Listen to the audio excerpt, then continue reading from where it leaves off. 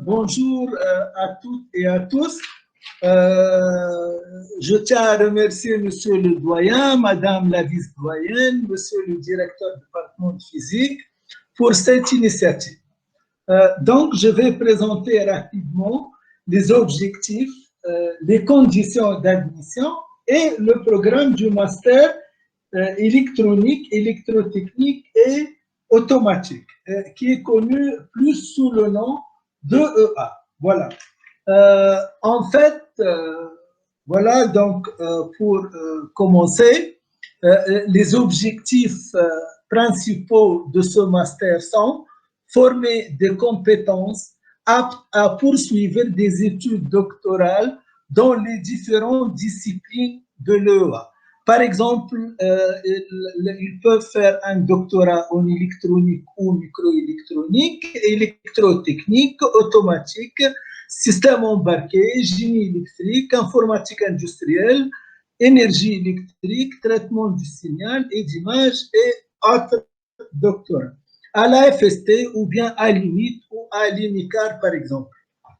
Donc, un deuxième objectif principal, c'est préparer les étudiants au contexte industriel actuel et leur fournir les moyens pour s'adapter facilement à son évolution future. Donc, il y a d'autres perspectives aussi importantes qui consistent à former des compétences prêtes à intégrer les départements recherche et développement dans des organismes industriels en Tunisie ou à l'étranger, agissant dans les différents domaines d'EEA et notamment dans le domaine de l'électronique embarquée, l'électronique haute fréquence, l'énergie électrique, smart grid, commande de système, etc. Aussi, ce master permet de former et préparer des futurs enseignants en EEA qui peuvent enseigner et exercer en Tunisie ou à l'étranger. Ce master répond aussi aux besoins de l'industrie par la formation de hauts cadres dans le domaine de l'EEA. Je rappelle, quand je dis EEA, c'est l'électronique, soit l'électrotechnique, l'automatique et d'autres petites filières telles que le traitement de signal, le système embarqué, tout ça. Aussi, ce master permet de former des responsables de projets dans les entreprises du domaine ainsi que dans les bureaux d'études spécialisés en EEA. On a plusieurs exemples. Nos diplômés ont pu accéder aux grandes entreprises d'électronique en Tunisie telles que ST Électronique, Sagem et autres. Donc, pour l'admission, il y a bien sûr des conditions d'admission. Il faut avoir une licence en EEA, telle que notre licence EEA fondamentale ou appliquée, une licence en génie électrique, en électronique ou autre selon le programme d'études. Je donne par exemple la maintenance industrielle. Voilà, pour la sélection et la présélection, ce master, la présélection se fait sur l'étude des dossiers comme les autres, en ligne bien sûr sur la plateforme de l'Université Tunis-Manar et en fonction des scores obtenus par les candidats. Passons au programme d'études. Ce programme s'étale sur 4 semestres. Le premier semestre, c'est presque un peu théorique. Ils font l'analyse numérique, un peu de signaux et systèmes, circuits radio et fréquences, informatique et électronique de puissance. Je peux dire que ce sont des cours de base. Puis on passe un peu au semestre 2 ou 3. À la spécialité, on trouve les antennes, la modélisation et la commande des système embarqué, électronique pour l'embarqué.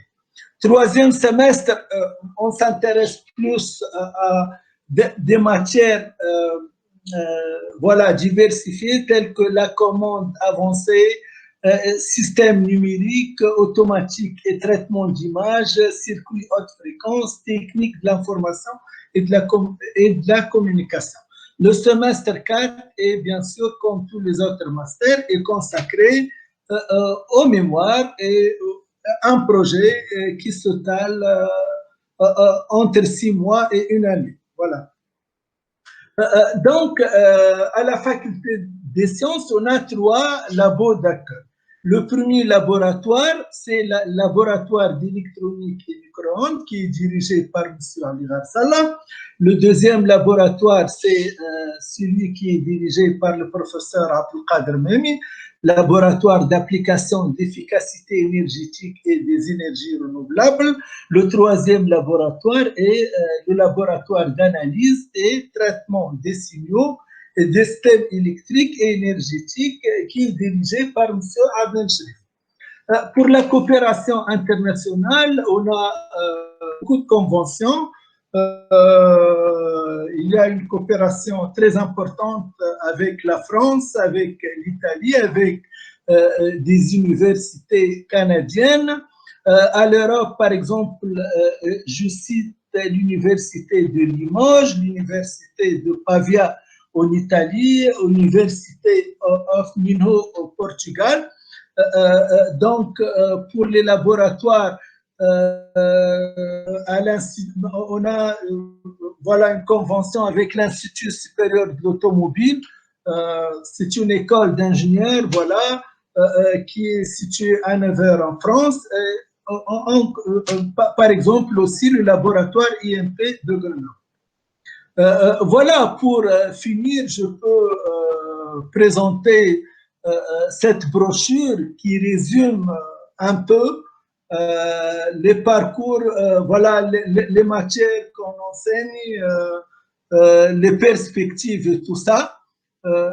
Donc, c'est presque un résumé où on trouve tout. Et j'ai fini. Donc, en vous remerciant pour votre attention.